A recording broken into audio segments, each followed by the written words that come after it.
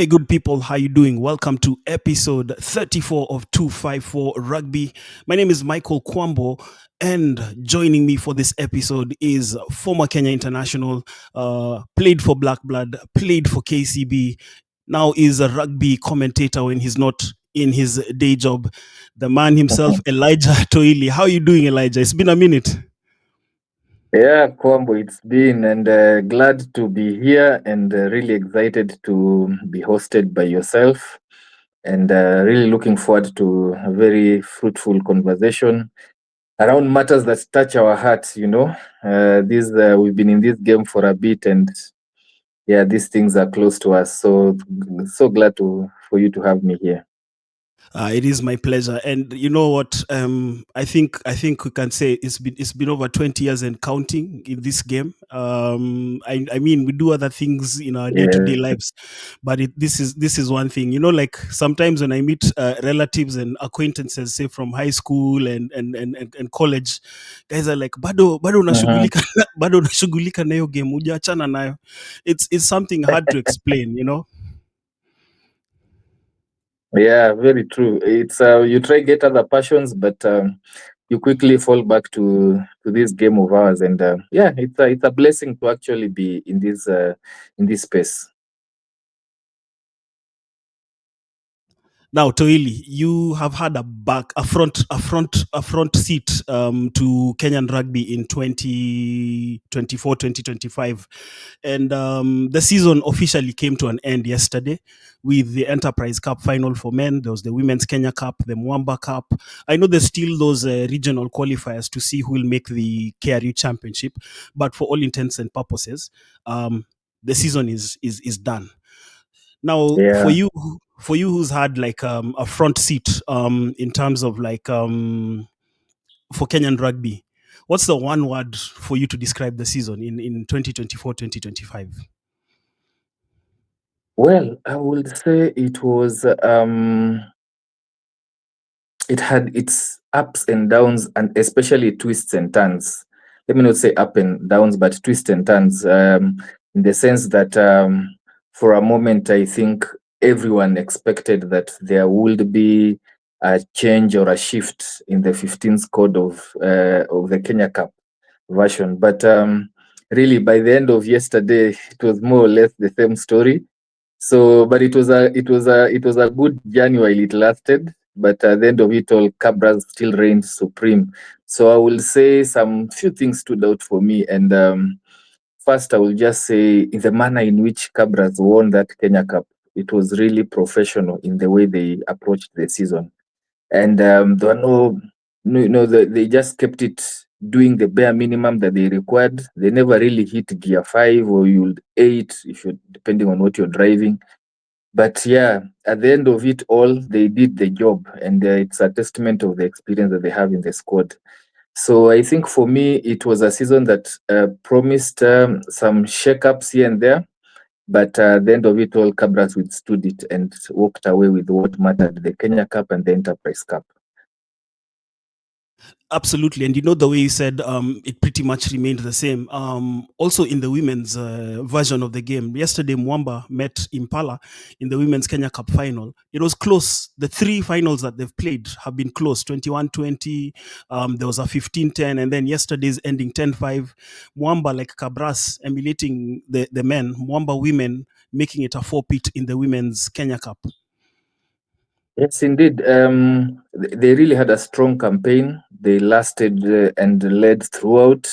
I mean, for me, Impala was a bit surprising in how they finished, in sixth.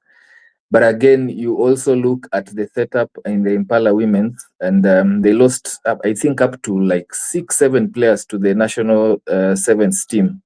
And I think that chemistry gets lost here and there. But that you will see that when push came to shove, and they met Northern Suburbs in the quarters, and the whole team was set up there. They actually turned up, and coming from position 6 all the way to make it to the finals, and still almost within a shout of winning it. despite again also their players tuning in and turning up for the Kenya Sevens, the team that had just been named the other day by Dennis Mwanja. 6 players in that squad. You will say that who would think about it? Maybe if they had all their players in the finals, it could be a different story. They would have stopped the forfeit from Mwamba ladies. But it is a game that had to be played, and Mwamba, of course, Mwamba ladies gets into the historical books. Winning 4 in a row is not easy. It doesn't matter how, but winning it's not easy. Absolutely. Now, in terms of moments for the season, what moments stood out for you in the 2024-2025 season? One moment that captured the essence of Kenya rugby, good or bad? Well, one moment will be cutting it close. I think there are quite a few moments that happened that were, eye popping, and you'll go back to, the first few rounds of the Kenya Cup season, and there were big scores. Big scores that we've not seen in years. Talk about Cabras thrashing Kisumu 137-7. That was just something out of this world. I struggle to remember another time we had 3 figures in a Kenya Cup match. Probably with your good memory, you will remind us, but that for me stood out. And then there were quite a number of big scores that had a lot of people worried and asking, okay, what's happening with Kenya rugby? But again, KCB taking on Pirates 88. You see Oilers hammering, putting 76 against Kisumu, and then putting another 94 against Mwamba. Then KCB hammering another 80 past Mwamba. You look at those scores, they were big when the season started, and those for me were moments that just made me sit and say, are we regressing? Are we making progress in terms of the score? But also Nondis, Nondis gave us a moment that also surprised us. There were strong contenders going all the way to the semi-finals, but they had one score that got us sitting up when they were actually hammered by KCB out of nowhere. After being so strong throughout the season, they just received what was it, 55-8 hammering by KCB. That just caught everyone surprised, off guard. But at the end of it all, also in the semi-finals, that was another moment that no one saw coming. After a close match between KCB and Oilers during the league phases, and then getting hiding in the semi-finals at home in front of their fans, that was a big moment in the Kenya Cup scheme of things. It was 31 8 or something thereabouts. 31-8. Yeah, that was really huge. And I think those for me stood out when you talk about Kenya Cup. Those were moments that just stood out. Of course, Nondi is also almost beat Cabras in the league phases. And no one was keeping an eye on that game. We were just busy with the other games, relegation battles and everything, only to start following and seeing Cabras, 7-3 at the end, at the final whistle. That was a surprise. And looking back to that game, Nondi's almost won it at the Forest. They spilled and knocked on a try with the try line there in the last minute of the matches. So you think of those and you say those were moments that stuck out for me in the season. I just want to walk you back to the KCB Oilers result in the semi-final. That was the heaviest defeat KCB have suffered at Ruaraka since the team started playing there in 2002.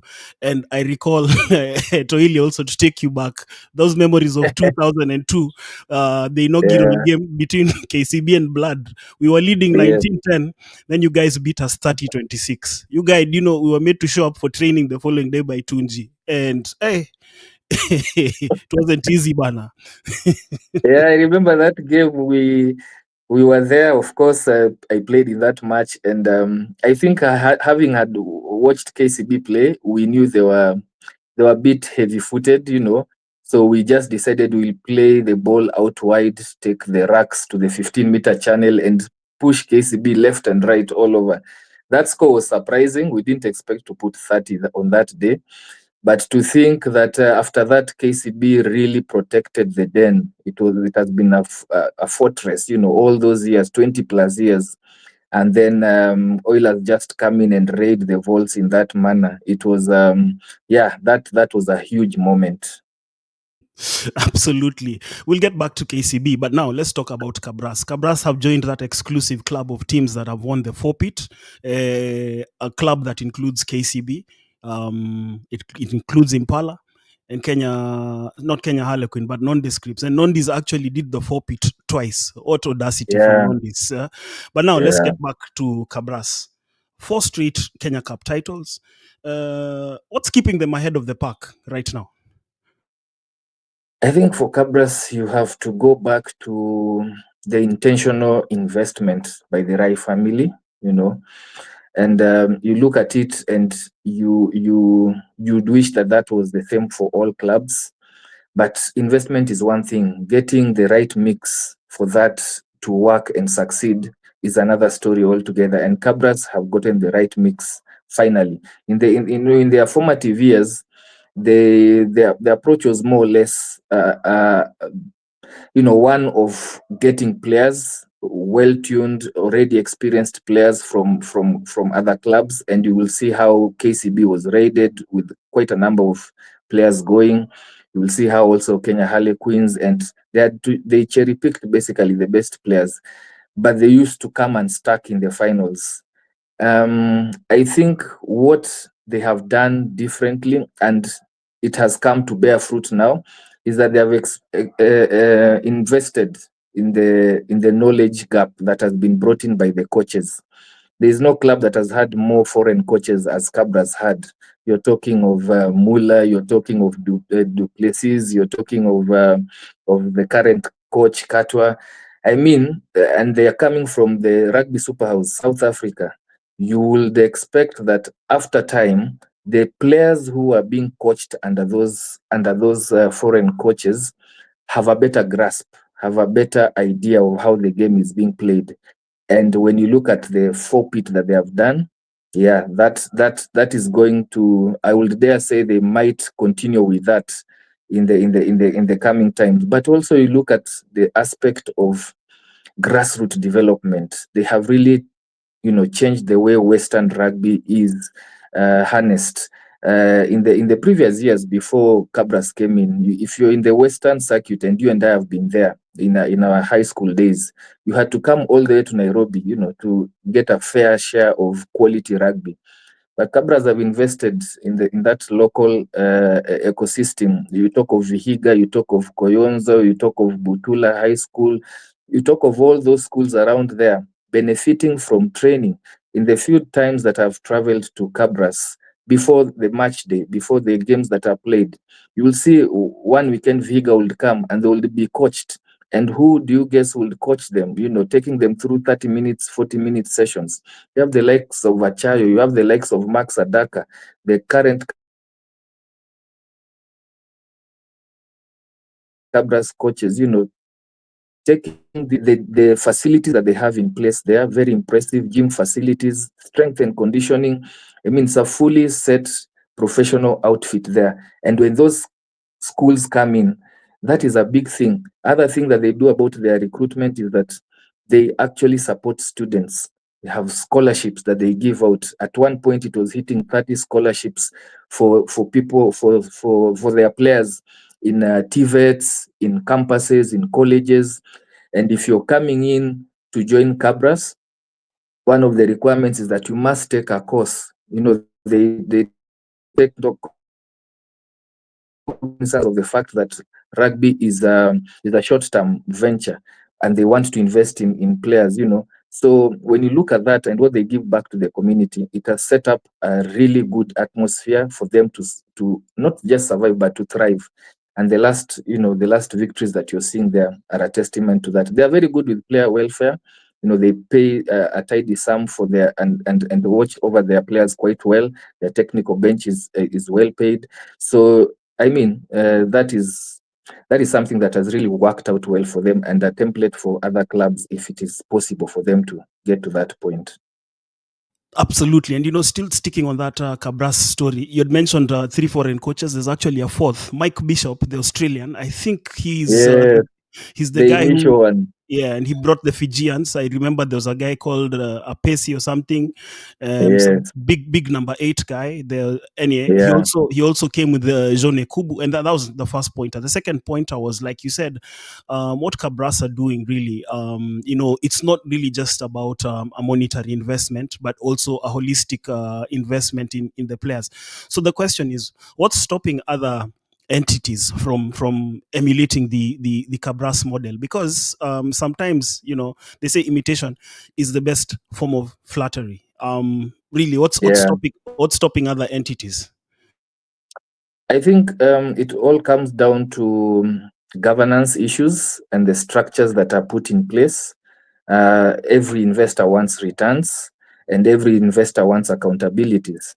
And not to say that clubs have not been accountable for that, but the caliber of and the expectations from the sponsors is quite high, and we are struggling as clubs, and not just rugby, across the sporting industry in Kenya. We are struggling as clubs to put that into our systems where we allow ourselves to actually be vetted, to actually be audited, to actually follow structures, follow constitutions, and all that, so that when an investor comes in, they find the structure is sound and they can work with that.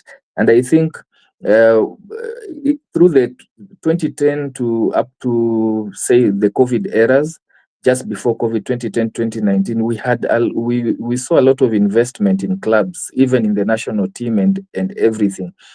But there was just a way that we were not up to it when it comes to accountability. And that's the difference with Cabras. They've had that, and they have not been shy to make changes where they felt that that is not being handled well. And you look at it, that's what keeps the Rai family investing there. You also look at Oilers, being I would say, the third best force currently, with a similar structure. You just think it's a matter of time before they can actually put some big silverwares, because they have also had a sustainable approach in that area. So I think that's what I would pick up and ask other community clubs that when a sponsor comes in, let's just try, and comply with the terms that they put in place so that they have continued support. I'm laughing because the Kenyan rugby governance scene is a minefield. It's the wild west. Anyway, let's not dwell on that. I think there's one more thing about Cabras.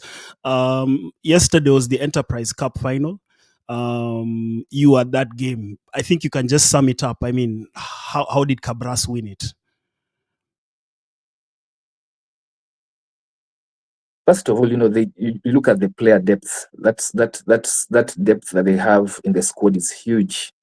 Look at the lineup that was put out when they were playing in the semi-finals of the Kenya Cup. You look at the much changed lineup in the finals, and then you look at this Enterprise Cup that was played yesterday.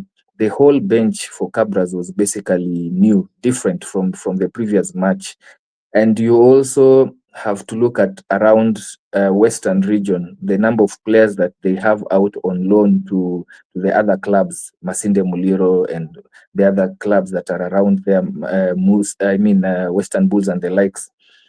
They have such huge depth that they are able to actually put in players and go to a final and just do that, and still they have a couple of number of players in the Kenya Sevens. The way they went around the game yesterday, you will just see that they were composed. They had been there. The experience was showing, and they were very much determined to play no rugby in their half and all the rugby in Oilers' half. And whenever Oilers made a mess of it, they were punished for it. And they expended their energies in the right places. Whenever they went to Oilers' space, it was really a game of high attrition and a lot of pressure on Oilers that made them succumb to that pressure. So when I look at it, it's a template that has worked for them. And yesterday was no different. Even when Oilers threatened to make a comeback in the beginning of the second half, they weathered the storm, conceded a try, but when they came back, the defensive pressure that went onto Oilers was so huge that, you know, two tries were simply, one was a spilled ball, picked up and counter.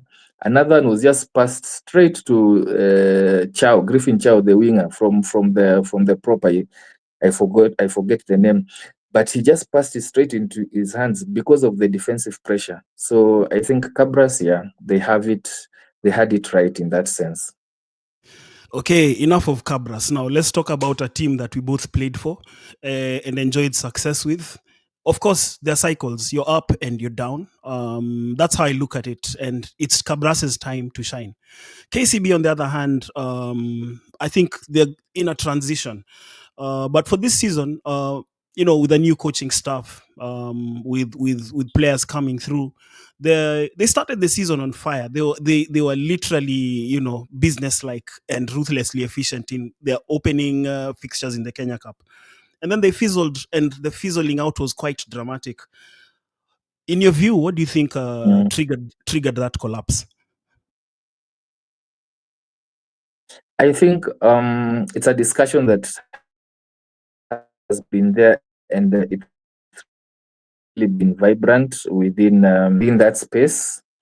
And the first thing that was clear was that, of course, the transition happening. New coach came in, Oliver Mangeni has been in the club, played for the clubs. I mean, you're looking at around 12 years. He started in 2020. He knows the club inside out.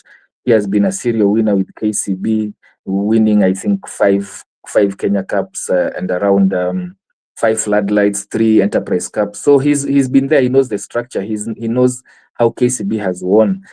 But also, you have to accept that that was going to be a huge boots for him to fill, for which Curtis Olago had occupied, and also coming in with a whole new technical bench. I think the only survivor there was the assistant coach Dennis Mwanja, who currently also handles the Kenya Lionesses. But you had a new team coming in. You had Darwin Mukiza coming in, Andrew Amonde, supported by Sebastian Ocheng. You had a new team manager, very crucial, first, for the big clubs, Amolo Ongombe. And then you have Peter Kilonzo's come in, around issues to do with defense and also analysis. So that whole setup changes, and you have new players also who arrived into the den. We had Floyd coming in, Floyd Wabire from Daystar, Davis and Nyaundi and Tyson Maina from Oilers. You had even just the season before, you still had a lot of recruitment that happened. We have Lionel Ajeti, Austin Sikutwa, Elvis Namsasi and the likes.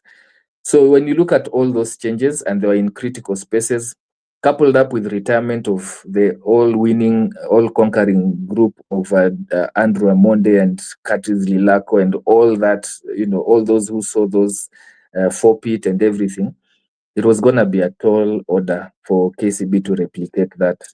But it had to be done. And they started the season well, but those huge wins against mid-table and lower-table clubs kind of masked the problem that existed then. And what was coming out clearly during those matches was the coach trying to understand where to place particular players. And the biggest conversation was around the halfback. There was a challenge in the halfback pairing of number 9 and number 10. You will find Brian Wahinya moving and switching between the two roles. You have Opondo there. You have Asati there. And this match, it will be fly half. The other match, he plays scrum half. And the results were masking it because of the huge scores. But now when you find organized defenses and you find tight games, you need you need players who've settled in those positions, and that came out clearly when games started becoming hard. When we first met now Oilers really in a hard game, but we had noticed that lack of chemistry in that position, and I think that was the single biggest factor, because then at number 10 to impact the game, you are the one controlling the set plays, you're the one controlling the territory battles, you're the one controlling and setting up the attack phases, and you're not able to execute it well because playing at 9, the kicks that you execute from number 9 and the kicks that you execute from number 10 are very different. Yeah, if you look at how it is played, you will see the tactical nuisance around those. So when you switch the players, then it becomes an issue. Then also as an attacking fly half, and you're used to being a scrum half, you will tend to drift across when you're passing and killing space for your backline. And then also the passes, how they come to the centers. Having played at center, I know there's a kind of pass that comes from your fly half, which you can change your angles of running, whether you come in short or you go out wide. There's that you need to get used to. Mixing up your attacking, using the chip kicks, using the grabber kicks, all those things were missing from KCB's attack. But when now get solid defenses, you have to keep them busy. And I think that was the biggest issue that KCB faced. Even when you look at the recruitment mid season, all the recruitment came all the recruits who were coming in were from the back line. So I think it was an issue that had been identified and still has to be taken care of going into the next season. Otherwise, it will be another season that can really collapse towards the end. And it's I don't know. Having played at KCB and hung around the KCB ecosystem to date, we've never really had an established number 10. Because Very true.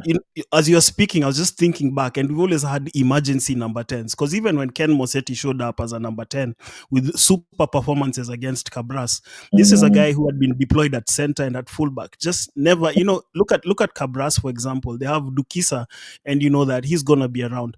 Let's yeah, take it back. Let's take it years back. And the mighty Queens teams of the 90s and early 2000s, but mostly the mhm, 90s. Sami Kakame. Sami yeah, Kakame was an ever present, and you could see the devastation that he brought. Let's even go back to high school rugby. And for me, if there ever was a great high halfback pairing in high school rugby, Peter Mutai and the late Sam Migwi. Those two guys yeah. were a terror, and playing together for a long time. So just going back to KCB, it's a club we love, and I do hope they fix the fly half problem, because ideally, I mean, get somebody, and like you're saying, somebody who's gonna be there Stay in consistently. it. Yeah, Yes. build that chemistry. But you know what, me and you, we're just analysts, we're not the guys in the seat. Hapa tu ni kutoa maoni now. Yeah. Now, Menengai Oilers. Mhm. This team, they've been pretty solid. I'd actually vote for them for team of the season. Look, Cabras have been there and done that. This year, Menengai Oilers they've literally rattled the top order, and Yeah. rattled KCB. They've they've Yeah. they've stretched Cabras. They made the Kenya Cup and Enterprise Cup finals. They lost in both, but um, I feel this is an open ended question. Depending on how you look at it, did they underachieve? Did they overachieve? Well, I'm sure if you asked the head coach, Gibson Weru, and the fans, especially the head coach and the bench, they wouldn't say they overachieved. They went into this season with the aim of winning those two major trophies. So you will say that where they're seated, probably also together with the sponsor, they will say that they underachieved because their target was to win both, and they had good grounds for believing that they would win. When the season began, we had the Super Series coming back for after a long while, and Menengai Oilers were in that Menengai top Oilers franchise. And that was a very strong franchise, heavily populated with Oilers players, of course, with a sprinkling of other players around Nakuru and the ecosystem around there, Impala and the likes. But it was heavily Oilers. Lawrence Buyachi, the current part of the coaching team at Oilers, was in charge of that franchise. Now you see the brand of rugby they played there. For any keen observer, you will quickly notice that they had the ingredients to actually pose a problem to the top order of KCB and Cabras in the league, because they played the same template they have used the whole season as Oilers now. And winning that Super Series gave all those players, that band of players, a lot of confidence that this was going to be their season. Then you go into the Floodlight tournament. They took the Floodlight tournaments, won it, first win for them, and the Floodlight tournaments. They have lost in the finals before against KCB, I think 2019. But this time round, they came clean. They succeeded and they won that. So you will see they had that winning mentality in them, and they knew they were able to get through that. When you look at what has been their building blocks throughout the season, they have had a very dominant scrum. That pack of forwards has been very fantastic. You look at the matches they have played in, seldomly were they ever shoved in the scrum. In fact, they used it as an attacking weapon for which they would punish teams. They had a strong kicker in Omela, and in him, Timothy Omela was just able to put in 55-meter kicks, 50-meter kicks, anything in your half in a tight match, he would punish you. And he single-handedly won for them some crucial matches. I can remember when they were shaky against Black Blood in the quarters of the Kenya Cup. And then you look at the game they played against Nondis, and then you look at critically the games they played against KCB. I mean, they had a good boot in him, and together with Bukisa, I mean, they were top there in terms of their percentages. And then they had an excellent halfback pairing. Samuel Moura at number 10. My goodness, he would keep the center defense, the fly half, and the back rows ever guessing. When you hold back and don't rush your defense, he has very good passes over the top to the centers, Samuel Mvwamo and Shitundo, and they will utilize the outside channel. When you rush, he puts a grabber. When you stay put, he puts very good up and under. So they had really an astute number 10 and also their number 15, Abutwali Bwesonga. I mean, you look at the way they played. For me, if you would ask me, they had one of the best backlines and rugby brains running those backlines. And for that, I will say I agree with you that Oilers were really top there, and this would have been their season. I think for them, also, we look at, they played most of the season without one of their key talisman, Okoth, who had an serious ankle injury. And you look at Bukuse being majorly in the Kenya Sevens for the whole season. So when you look at it, we had a good case for them to win these tournaments, but being what it may, they need to invest more in terms of their bench, in terms of who comes from the bench so that they can succeed. But all in all, I will say Oilers have done good from my perspective. They have really, I will say, they have achieved, because they were trying to upset an order that has been there for quite a while. KCB, Cabras have really had a tight grip on the Kenya Cup and the Enterprise for a while now. And they did well to get to the finals of both, to win the Floodlights and being part of a winning franchise in the Super Series. Absolutely. Now let's talk about Nondis. Nondis returned to the Kenya Cup 2 seasons ago, and in their first season made it all the way to the semis. Many, would probably describe that as a fluke. But they did it again this season, again reaching the semis. And like you mentioned, there was that game that they ran Cabras close, 7-3. And also remember in reaching the semis, they've dominated Queens. Queens have not defeated Nondis since Nondis returned to the Kenya Cup. And then this year with the return of Impala, Nondis swept the Ngong Road series. So the question, like for Nondis, what's driving their consistency? I think they're smarting from that relegation, and if you ask me, it's something they don't want to experience again, and that commitment. If you had Oliver Callum talking about it when he came in in the season that they were relegated with just 4 matches to go, he couldn't stem that tide. They eventually were relegated. Just finishing last. That was just so embarrassing. Winning only, I think, 3 matches out of 11.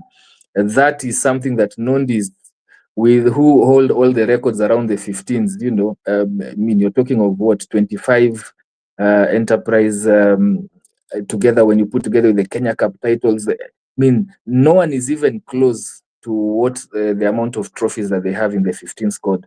But when they came back, they were very committed. They had strategic recruitments. If you check through the player roster for Nondis, they have players who have sufficient experience playing within Kenya Cup. Some of them are even in the current selection for the Kenya Simbas, preparing for the cup qualifiers, World Cup qualifiers that are coming. You're talking of the likes of Elisha Koronya. You're talking of Boniface Ochieng, who has been in the Chipu squad. You're talking of Hilary Baraza, who is now a trialist.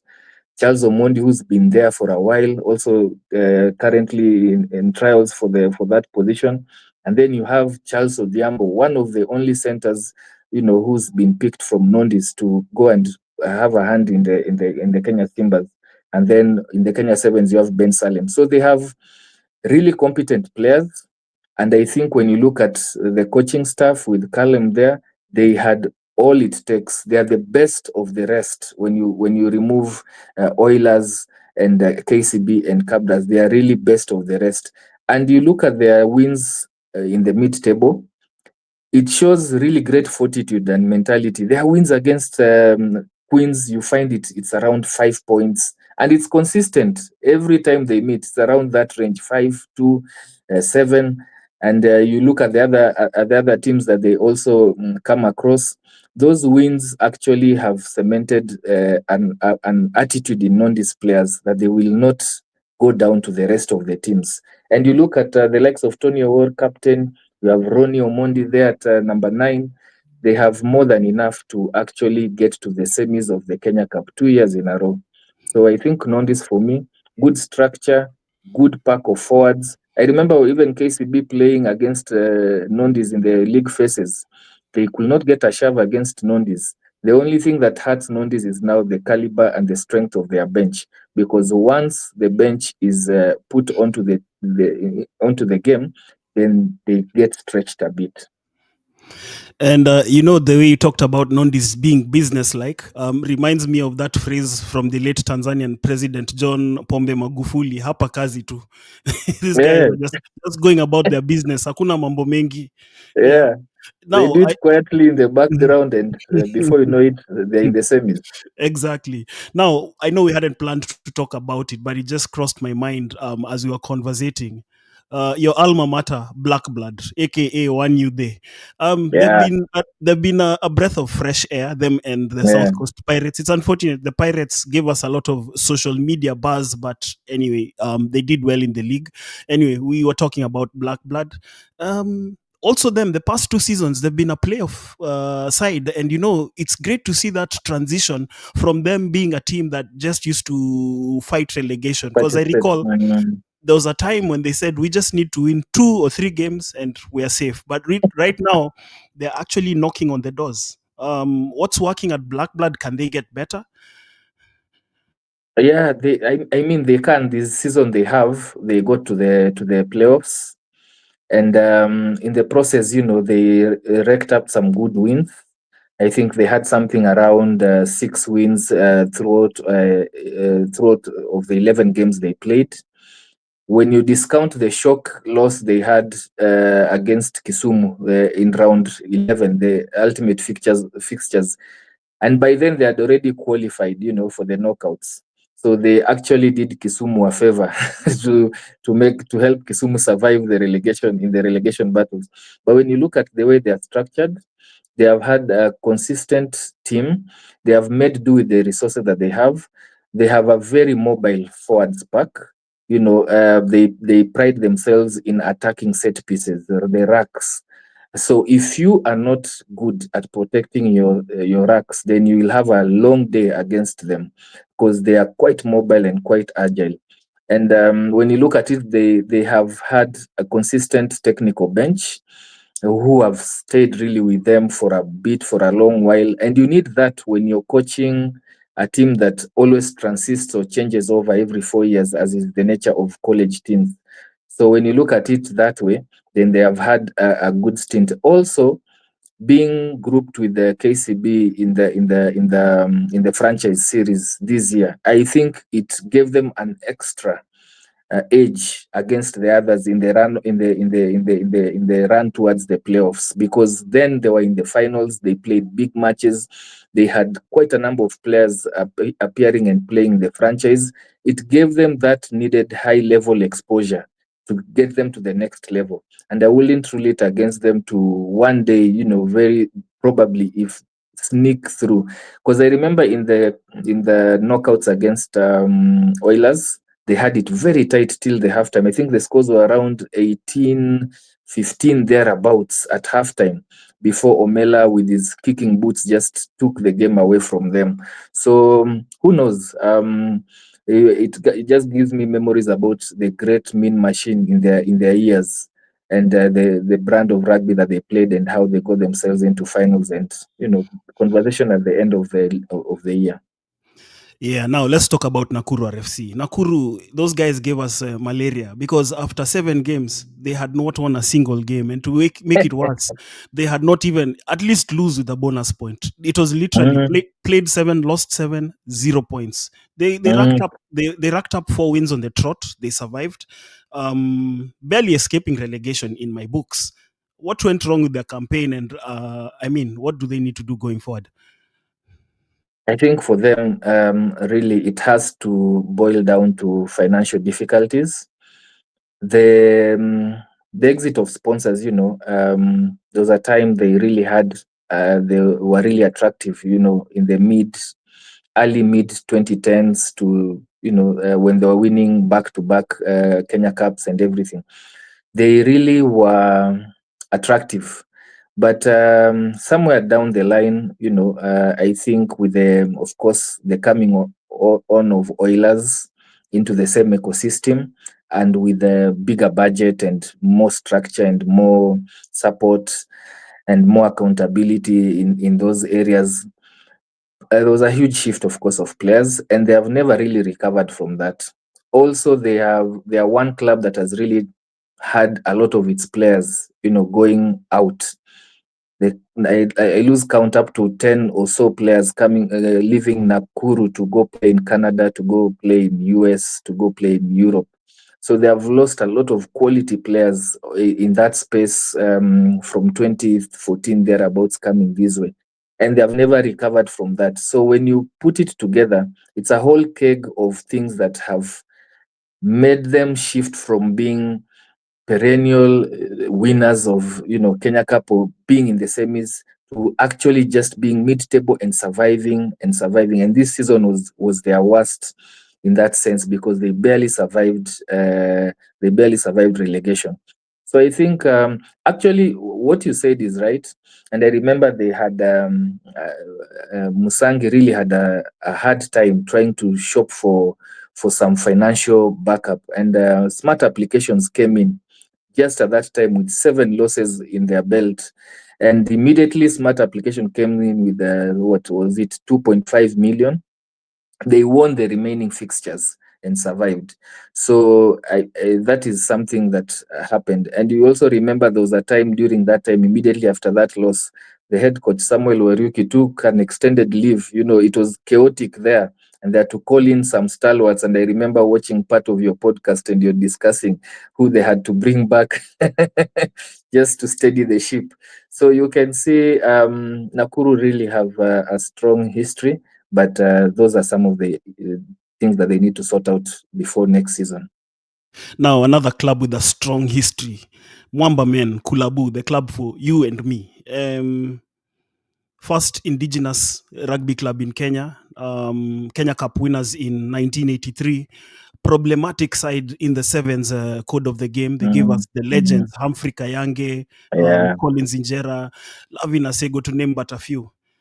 They returned to the Kenya Cup in 1999, dropping out after 26 years. A sad day for rugby. Did you see it coming? I will say yes. When the season began, of course, there were changes in the technical bench again. And in that, you saw head coach Kwambo was occupied with the Kenya Sevens and the likes. Mark Mushila, as part of the exit from KCB, was called in and got successful transition into Mwamba as the head coach. And there was a whole new technical bench there that came through. You will find that one of the things that they struggled with was consistency in terms of preparation, match preparations. You don't have a home ground. You're always up and about looking for training grounds. That really is a demotivating factor for any players. And you're talking of playing in Kenya Cup and you have struggles around that. That impacts cohesion and everything. I remember there was a time they were in training at Parliamentary Service Commission, and then they recently now managed to get a home at Goan Institute. But all that it really rattles the preparations. Also, you look at sponsorship. Apart from sponsorship pulling out in terms of the value and the total value of the kitty, that impacts also on how you're able to attract and retain players. They had exit of a lot of fantastic players that you've named. They have found it difficult to replace them. You're talking of the whole golden generation. After that generation went away, there's never been a solid plan on how to replace that, and that injures and hurts them. Remember, Mwamba and Machine were the first clubs anyone coming from Western will land to when you get to Nairobi, because of proximity. It's in town, the training grounds are in town, so it's a soft landing. But once they were exited from Uhuru Park, it became a nightmare for them. So I think also when the season began, those huge scores we've spoken about, I mean, they were hammered. They leaked in 55 against Queens. They leaked in 94 against Oilers, 80 against KCB, 73 against Cabras. And for me, that of all the teams, though, are the ones leaking the most. And I was like, this season, if Mwamba are not careful, they will go down. Eventually, with only 3 wins, it wasn't going to be sufficient. But the killer blow was that game against Impala, because it was always going to be Mwamba or Impala on day 11, on match day 11. And that loss to Impala, they just survived. When they met, was it who did they meet in the last match? I think it was Black Blood. They met Black Blood. It was just they won it, yes, but it was already too late, because head to head they finished 16 points with Impala, but head to head Impala had them, and that's how Mwamba found themselves relegated. So it was coming for me, and it's really sad that with all that history, they're out of it. Yeah, and we do hope that the way they've now settled into a new ground gives them some stability. They need to navigate the KRU Championship and work their way back. We do hope that they're back in the top tier sooner rather than later. And I think also, again, we hadn't mentioned this, but Impala doing well on their return to Kenya Cup and actually surviving and not really fighting like anybody else. They actually, I think they finished seventh. If I'm not seventh or eighth, they were actually at the end of the season quite comfortable, and they had the comfort of looking back at the bottom sides. Yeah, that match day 10 and 11 was really critical for those teams down there. And I think for Mwamba, they have a lot to do. The previous season, I remember, they had really lackluster performances. Though they got to the knockouts, finished 6th and got to the knockouts. I think that was a lull before a storm. And coming into the new season, they just thought they will go through the motions and get there. But that wasn't to be. All the teams they finished above in the previous season actually survived. You're talking of Black Blood, who in the knockouts, Nakuru survived. Impala are still there. Strathmore Leos are still there. But they dropped from 6th all the way to being relegated. So, yeah, tough times for Mwamba next season. Now let's walk you back to the Women's Kenya Cup final. 10-5. It was a close game. It's great. The Women's Kenya Cup has been played since 2022, but as it so stands, Mwamba have won all 4 editions. That notwithstanding, what does the Women's Kenya Cup say about the women's game in Kenya right now? I think it's in a good place. getting better, not ideal, but when you have a Kenya Cup league with 11 teams in it, and most of them honoring the fixtures, going all around, you will think it's in a good place. And you look at how competitive it is, barring, of course, Mwamba ladies, who now are on their fourth win. I will say the competition below them is really, really quite good. Of course, Impala women have been three of those four finals, and Northern Suburbs with one of them playing against Mwamba, I think 2024 or 2023. And the other teams, ever jostling to get into that conversation around the semi-finals. And there are also playoffs, in the Kenya Cup. And then when you look also, there's a whole league. They play their seventh format every time they're able to host it. So if you will ask me, the women's rugby is in a good space, but we have to get past it. We have to get into a space where you're seeing more clubs coming in. You have lower leagues that are active, because when you go down to the secondary schools, in our schools, there are very many girls' schools playing rugby nowadays. The competition starts right at the sub-county level. You get county levels, and then you go to the regional levels. There are teams competing for honors, girls' team competing for honors. So it says a lot about the depth of women's rugby currently in Kenya. And the challenge now has to be, how do we get it onto the next level? Now, let's talk about the next level, the Kenya Lionesses. They have made the country proud. They won the Challenger Series. I believe this coming weekend, they are in contention to qualify for the World Rugby 7 Series, the women's Yeah. competition, when they play in the Yeah. playoffs in Los Angeles this weekend. What's driving their upward momentum?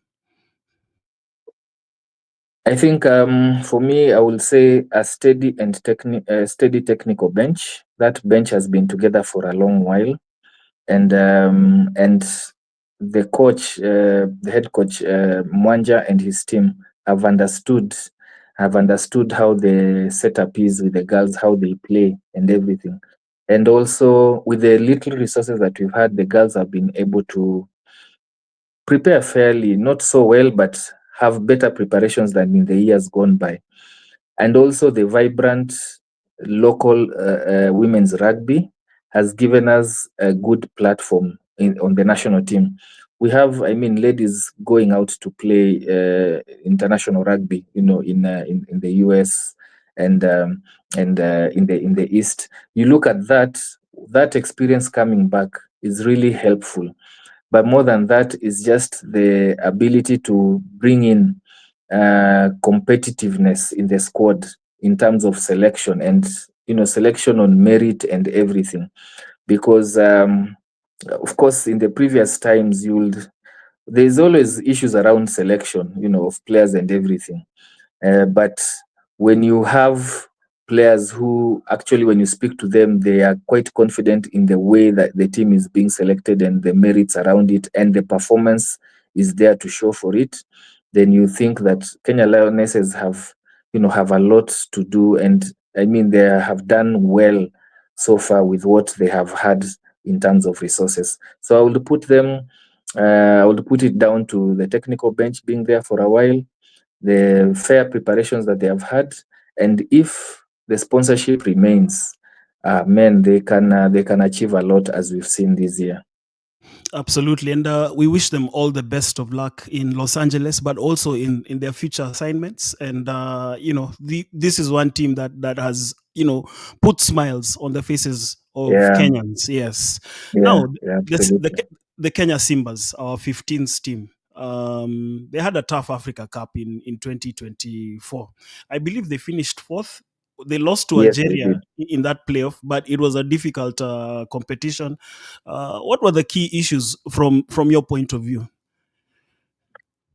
Um, First of all, I think the preparations, I don't think they were quite good going into that tournament.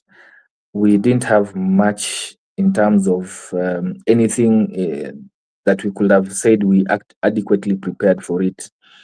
And then also the game itself that we played, we had a lot of mistakes. Can you imagine?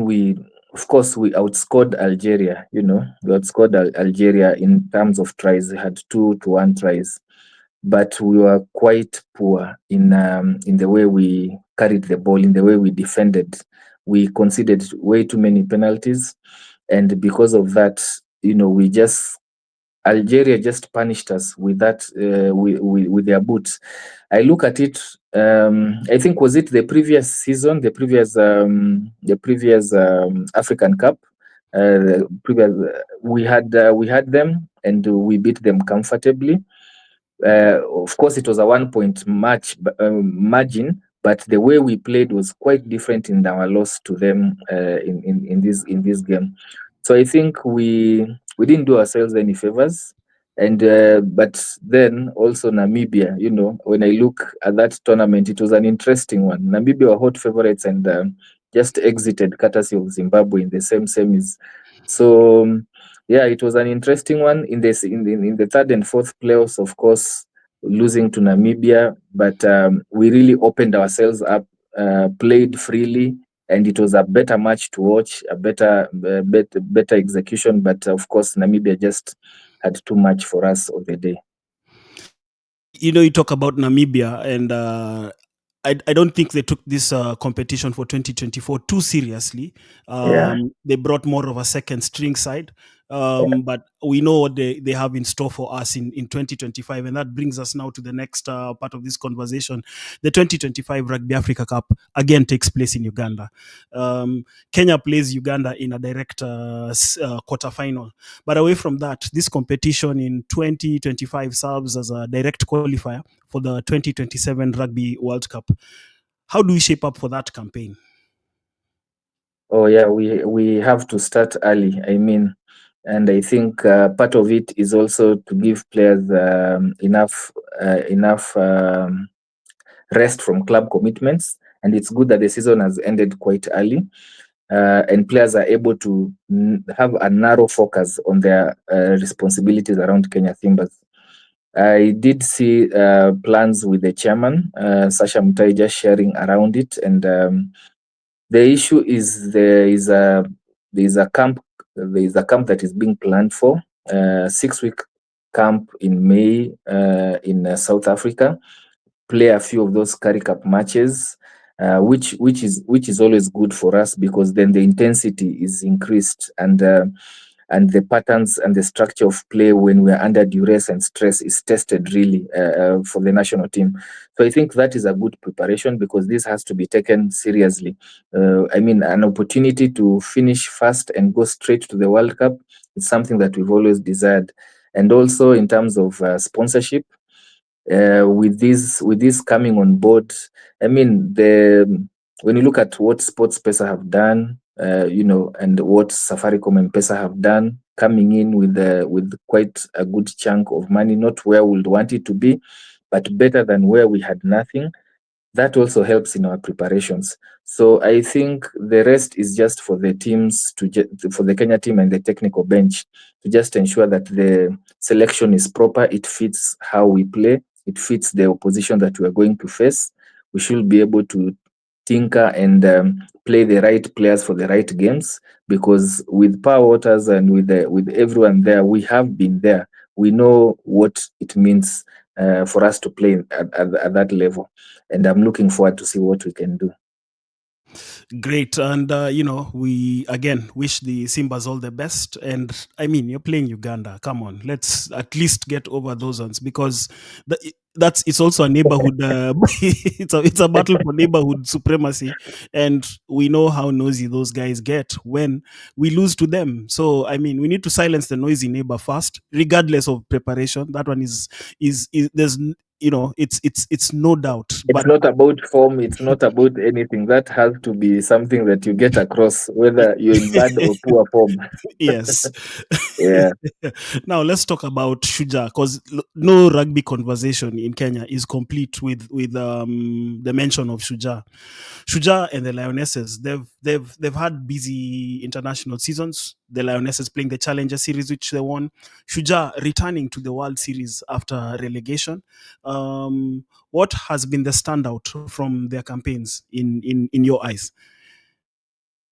I think for me, I just look at how close those and several matches have been for Shuja, and it tells you, yes, we went to the challengers, we stayed out for a year and some, but when we came back, it's we have shown enough to show that we have it in us to actually remain as a core status team. Therefore, when I look at it, our performances have been good but inconsistent, and that is the only thing that needs to be addressed. You will find that we will have some challenges in one tournament, address it. When we move to the next tournament, another set of challenges happen, and when that is addressed, you move to the third tournament, another set of challenges occur. It could be in this tournament we're having problems with our lineouts, our set pieces. In the next tournament we can hardly do 3 faces. In the third tournament we are doing many faces but not converting. So you wonder, is it the players, is it the coach, where is the gap, where is that mix not coming in? But when it came alive and it gelled properly, we were able to make it to the finals in the Singapore. So when I look at it, we really have all to play for in the LA7s. We are able, I mean, when you look at those fixtures, we are able to just get ourselves back into next year's circuit. Absolutely. Now, in terms of planning, we've been around that ecosystem. You've been in the Kenya Sevens squads as well. From your days to now, are we seeing more structure, more long-term planning in terms of Sevens programs, or is it still reactive? Yeah, as much as we would want to say that we do plan, those plans are curtailed by finances. I think pretty much we have a template that we would want to be at, and then there is a template where we are currently have used for the longest while. We look at the way we do our preparations for the sevens team. It's the same tournaments that we do play, same players that we do have, and it's a problem. It's a big problem in terms of getting us to the next level. We need players playing in the right tournaments. We need our team in camp earlier, and we need their issues resolved earlier.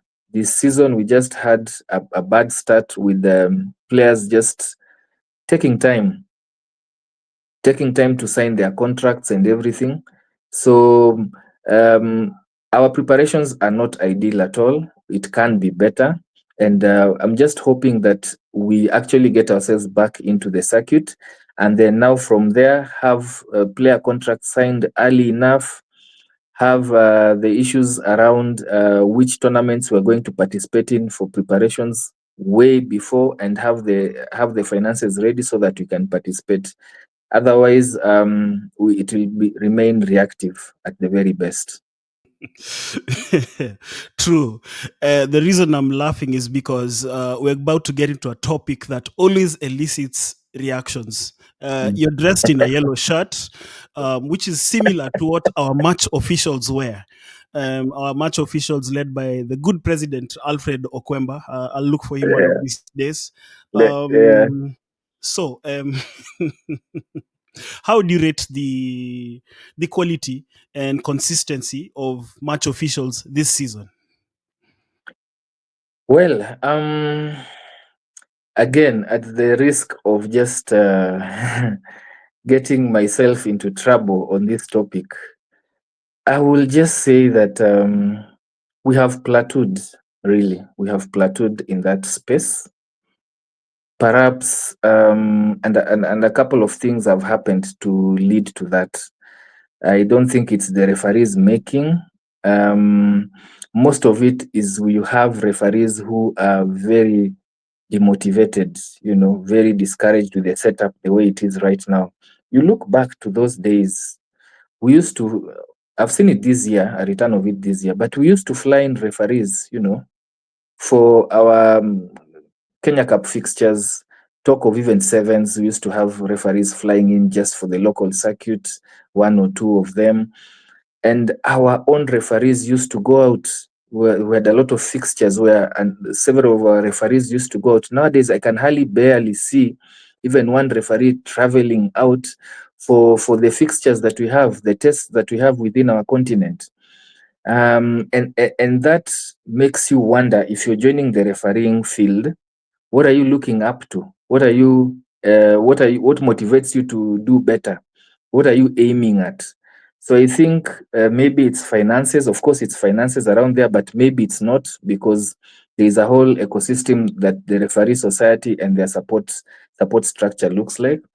But more than that, I think also when it comes now to the individual matches, the way they are being officiated, of course, the referee's personality always comes into play. But we have a generation of players, forget about us, where we used to have this situation where, ref's confusion is final and things like those. This current crop of players, you cannot have that approach. You have to communicate, you have to explain your calls. Even though you think they know, you have to communicate consistently. And you see that on the international matches, the referees really communicating a lot with players, because they want clarity, they want to know what they are getting into, and they want to understand how the referee is going to make those calls. So you have to also have this. I feel that the referees need to have a corporate culture on how they communicate. You cannot have one who is abrasive, you have one who is quiet, they must have a way that they speak with the players that is standardized. You walk into any corporate office today, you will and walk into another office and another office, as long as they're corporate offices, the communication is almost same. It's homogeneous across companies and everything. But that's not what you will find with the referees as they ref the games. So you'll find players coming in and they have an attitude against this referee consistently and persistently, whether he makes the right calls or not. So it's an issue, but there has to be improvement, and they have to be resourced and supported. Absolutely. So before we go to the next question, I think it's a view that I've held for a very long time, and which I believe, this is my belief as well, which I feel can also play a role in aiding officiating. In every rugby ecosystem, in every rugby team, not everybody is going to make the squad. Remember at KCB we used to have TV room for those guys, but Yeah, yeah, yeah. you couldn't make this. Siko Baya, you just couldn't make it.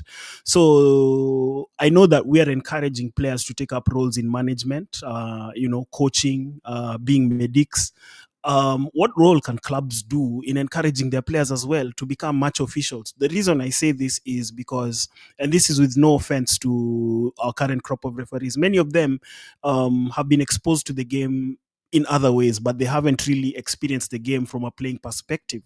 So you find it's because they're in educational institutions, and your school has rugby, so you get involved in the game. So what I'm how about clubs also encouraging their players? Look, not every one of us is going to fit in the playing pitch. Not every one of Mhm, us mhm. is going to become a coach or a medic or a team manager. How about pushing some Absolutely. people in that direction? Because you already know the ecosystem, you know the way the guys communicate, in as much as you've raised the issue of having a corporate way of communicating. Because I feel that sometimes the abrasiveness comes from a feeling of intimidation. Like when someone says, "Hey, ref banner," and you become defensive, and Mm, mm, but when mm, you're in that environment, you know how this happens, and you literally calm down the situation. So it's just like I said, it's a comment. I feel clubs should play a role as well in encouraging players to not only learn the laws but also embrace officiating as a way of staying involved with the game. Which brings me to the next query: are we investing enough in the officiating side of the game? I don't think we are. And even when you speak to some of the referees, the allowances are paid in a helter-skelter way. They can't even predict when that will be done.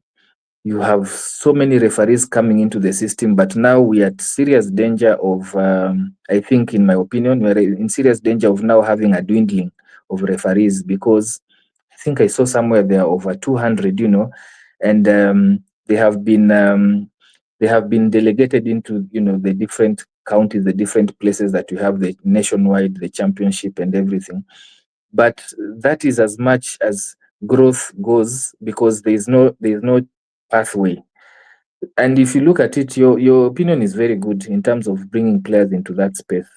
But then, what happens? What happens after they get into it? I think that is the bigger problem that we have. And even there used to be sessions when before Kenya Cup or the rugby seasons begin, and there were sessions between coaches and match officials. There used to be those sessions that used to be there. I don't know if it's an issue of sponsorship of those sessions because of money and the finance aspect of it, but those sessions died, such that even when the season begins, coaches and their teams don't really know how certain laws will be interpreted this year. You only get to hear it before the match when you're having a briefing, and yet you've already trained. Yeah. So there's that need for that re-engagement to be there between the referees and the coaches and the players, and also having a lot of players in that space will help a lot. Agreed. And it also gets to affect our national squads, because you play under the local officials. So when you go to the international stage, whatever probably you got away with is an infringement, or vice versa. You think that it's an infringement, but the ref tells you play on. Uh, Yeah. yeah. Yeah, I saw that. I saw that in the seventh circuit recently, and one of the players was, really aggressively engaging the referee, and the referee was bemused. And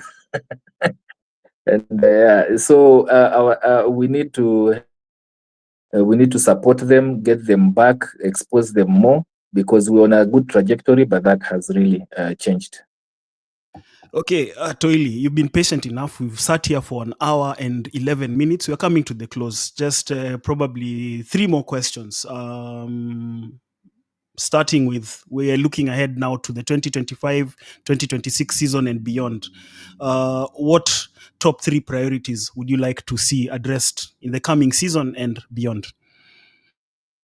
I think for me, we must have our governance sorted out at the rugby union offices and hierarchy and everything. We really have to. We have been in this game for the longest, and in my short time, being actively involved, when I started playing to now, we have seen the effects of and we have seen the effects of infighting, and we've seen the effects of sectarian interests, and we've had them. And you see, the way the world perceives us, the other world here in Kenya perceives us, is that we are really gentlemen, when it comes to rugby. For a while, we were we were the pinnacle, we were at the top, above the fray, of what other sports have suffered, boardroom and everything. But we crossed that Rubicon a long time ago, and we've not come out of it. We've not come out yet of the woods when it comes to that. So for me, that is priority. We might not like each other, as officials, but we have been elected into those offices. We must find a way to work together, and we must allow ourselves to be audited. We must allow ourselves to be given feedback. We must be clean in every way that we do this game. And I think for me, that is priority, because then it affects every other thing that we are going to do going forward. And then number two, I would just like to see a situation where we can get more sponsorships coming in. The community clubs really are struggling. I mean, next season, what are we going to have? Around 7 teams that are institution based, or actually almost all of them. with quite a number of campus and college teams. You're looking at Must, you're looking at Daystar Falcons, you're looking at is it Catholic? No, Strathmore Leos. yeah, you're looking at Strathmore Leos. Strathmore Leos, you're looking at Black Blood. Yeah, I mean, where are the community clubs? Where are the community clubs? And it is on both sides. When we get sponsorship, let's be accountable to whoever is sponsoring us. Let's give the best of that. And also sponsors, just to take into fact, how things are with the community club. They need that support. Then we can get competitiveness back right across the whole chain in the Kenya Cup and in the lower leagues. So I think for me, those are two very crucial things that we can get done. Great, and you hit the nail on the head, especially with governance, because I was in the boiler room at KRU for the longest time, and I tell you, those fights, they impact you not only financially, but also mentally. It messes up your whole well-being, and to step away from it and still see it going on. I mean, just get your governance issues right. And to everybody within the Kenyan rugby space, to everybody at Kenya Rugby Union in the board, Yeah. this message is for you. Look, the game is bigger than you. You're out there to serve the game. I'll always be vocal about that. Now back Yeah. to something more mild now, because you had you had a front seat for the season. Which young or emerging players impressed you this season? Who do you feel can become household names in the coming season and beyond? Well, yeah, I will look at, first of all, starting with the ones who've played at the very high levels, finals, semis. One, Daniel Chirchir at Oilers. I mean, that young man has got a bright future ahead for him. He was recruited, I think, last year. Was it from Western Bulls? Somewhere, I can't remember the club he came from, and Western into Oilers. Bulls. Actually, Yeah, Western Western Bulls. Bulls, right? Yeah. But he's been given the platform in a very competitive club, and he's grabbed it with both hands, and he's gonna be somebody to watch in the future.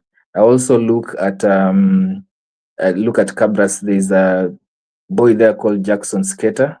Watched him very well during the Super Series and also a few of Cabras games.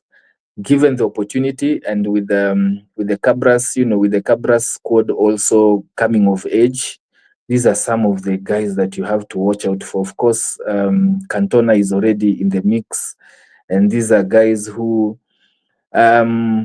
you look at them and you feel they're the cusp of some greatness. Just polishing a few things here and there, and I don't know. I'm not a fan of being heavy, but mass also helps when it comes to that aspect, especially when it comes to your defensive abilities in the tight channels. And then, of course, there are the others who are coming up. I look at Harlequins. I look at the scrum of who is yet to get an opportunity. I think it's issues around nationality and citizenship. But if we are to get him devolved into the mix, he has serious potential to sort us out around position 9 scrum of issues.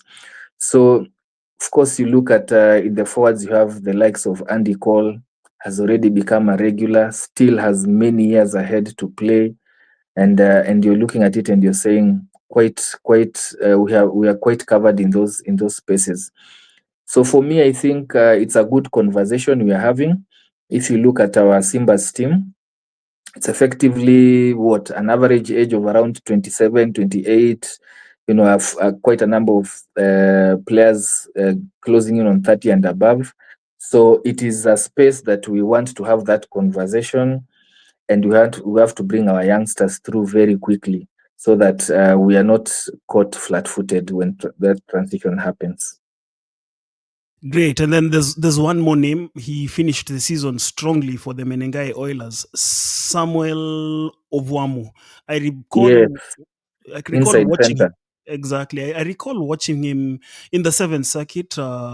He was in the shadows of his more illustrious colleagues, Patrick Odongo and Floyd Wabwire, but there was always Yes. something about him. And it was one of those dark horse signings for the Oilers.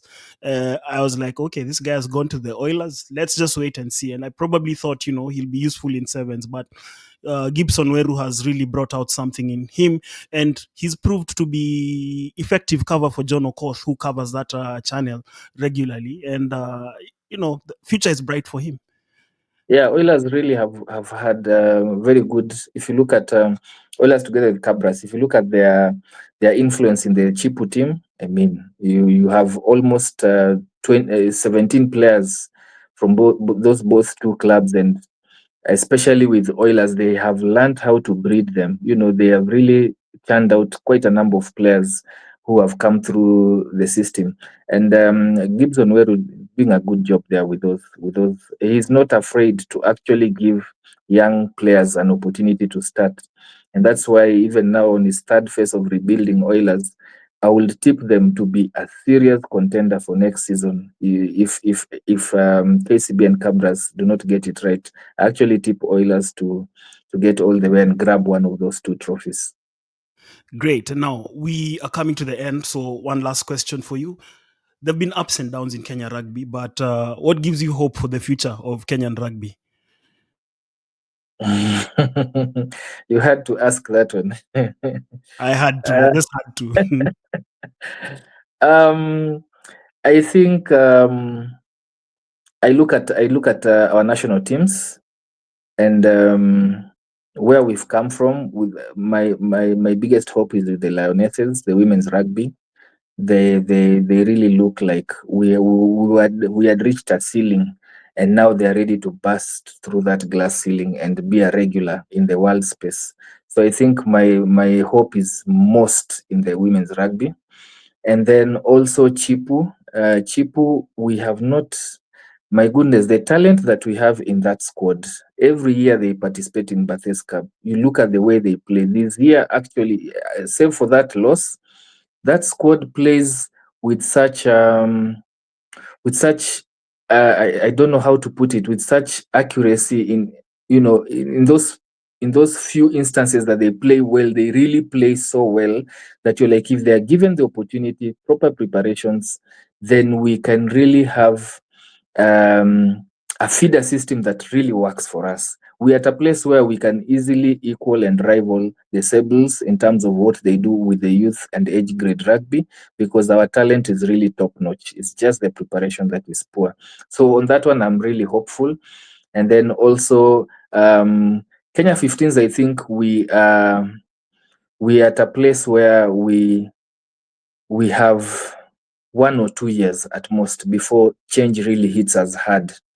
So I think for me, if we do not get it this year, we'll have to regroup and start afresh. And where are those players? Where are those people that we can get in? So I'm still hopeful. But yeah, though I've tried to limit my comments.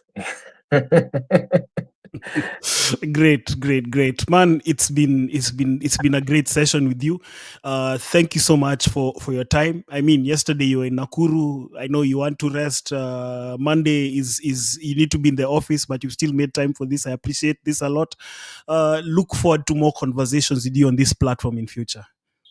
Always a pleasure, and thanks, by the way. The opportunity that if you're watching this channel, this gentleman Michael Kwambo, just took me through the ropes around commentating, and I really appreciate that, and wish you all the best in everything.